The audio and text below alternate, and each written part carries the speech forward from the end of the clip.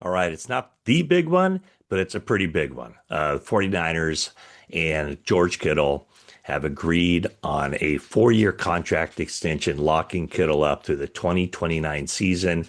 Kittle made this announcement, or it was released through Bussin' with the Boys podcast early Tuesday morning. So it's a 4-year, $76.4 million contract that averages 19 million point one per season, and that places him atop the list of NFL tight ends. A few weeks back, Trey McBride from the Cardinals signed a deal, 4-year extension worth 19 million a year. So this contract includes $40 million in total guarantees, including 35 million at signing. So that's a big one, obviously, for the 49ers and for George Kittle to get this thing wrapped up. And the big one that remains out there now is Brock Purdy. So in an offseason with so many negative things happening, or at least so many goings and very few comings and guys being added to the roster here in the last week, it's taken a very positive turn for the 49ers with the addition of the 11 draft picks, some undrafted rookies, and then also now George Kittle, that being official. And it's big in so many different levels because of what Kittle brings to the table as a player. The best tight end in franchise history already, certainly on that Hall of Fame track. Not there yet, but certainly heading in that direction, Canton bound, if you will. And 8 years in the league, he was, fifth round draft pick in the 49ers first draft under John Lynch and Kyle Shanahan. And he just exceeded all expectations, and also just off the field stuff, the leadership, certainly one of the more popular 49er players in franchise history. And so it was a priority, I think, for Kittle. Well, I know for Kittle and for the 49ers to try to wrap him up and keep him with the team for the entirety of his career. And certainly this doesn't guarantee that, but is a big step in that direction as Kittle under contract through 2029. And, it signals, I think, what it signals is that 49ers didn't want this thing dragging on. Kittle didn't want this thing dragging on. The last time he had a contract extension, that was back in 2021, and it was $15 million a year. That made him the highest paid tight end in the NFL then. So he was the highest paid then. He's the highest paid now. But that thing went right up until training camp. And there were some very uneasy and awkward times for Kittle and the 49ers during that time. But this was one where you could have looked at it from the sense that with Trey McBride signing for 19 million, what was Kittle going to ask for? What was Kittle going to demand? I think it was easy to speculate that he might have wanted 20 million a year. But getting it for 19.1, that is, all it does is kind of a symbolic thing, making him the highest paid tight end. And I mean, that was a deal that the 49ers had to jump at when George agreed to it. I'm sure that was the 49ers proposal.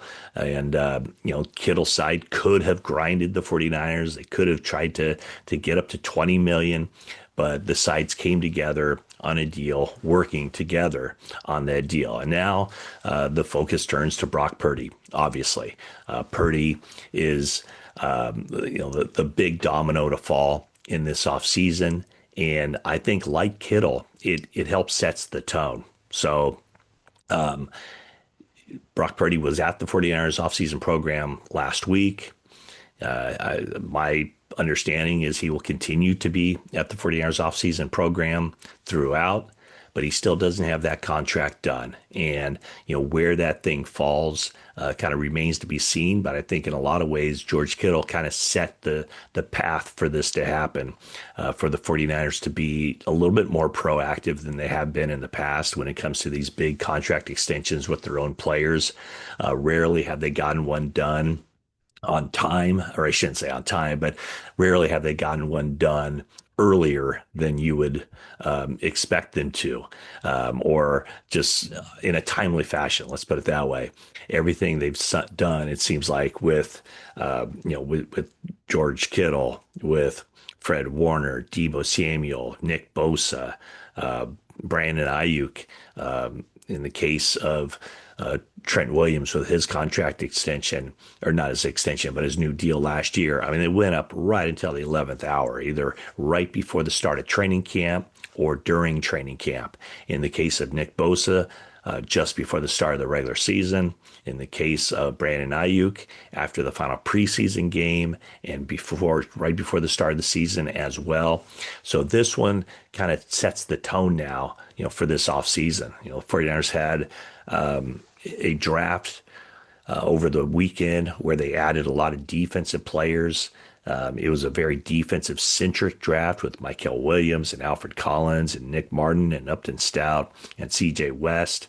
Not sure how many real contributors they got on the offensive side of the ball, but this was a huge strike for them to get George Kittle wrapped up to the contract.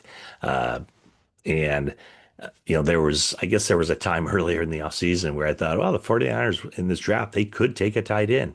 And they could have easily this weekend, but it's very clear that they don't expect anyone to be replacing George Kittle anytime soon. They have their starting tight end in George Kittle. They have their number 2 tight end in Luke Farrell, the blocking specialist who comes over from the Jacksonville Jaguars. But more importantly, they have the heart and soul of their team in a lot of ways. I mean, George Kittle is to the 49ers offense what Fred Warner is to the 49ers defense. And Fred Warner also up for an extension. I think the 49ers have told me, or what I've heard, is that they would like to get a contract extension done with Fred Warner at some point this offseason as well. Maybe there's not such that high priority on that there was on the Kittle situation or Brock Purdy, because Warner still has another year left on his contract after this season. Or I should say, after the season, he has another year. So he's signed through 2026. But this was a big one. So George Kittle doesn't, he's not twisting in the wind. He doesn't head into his contract year, or there's no fear of him becoming a free agent. 49ers don't have to, threaten the franchise tag or anything like that. This showed a willingness on both sides to get this thing done, to lock up Kittle for the long term, and the sides get it done. So once again, George Kittle, a longtime member of the 49ers, part of that 2017 draft class, 5th round draft pick, the 6th drafted player ever for the 49ers. And he made an immediate contribution, nearly matching his number of receptions throughout his entire career at Iowa in just that first year with the 49ers. And then, of course, the next year, 1,377 yards receiving, setting the tight end all-time NFL tight end record for receiving yards in a season, was since broke by Travis Kelce. But guess what? George Kittle is still number 2 on that list.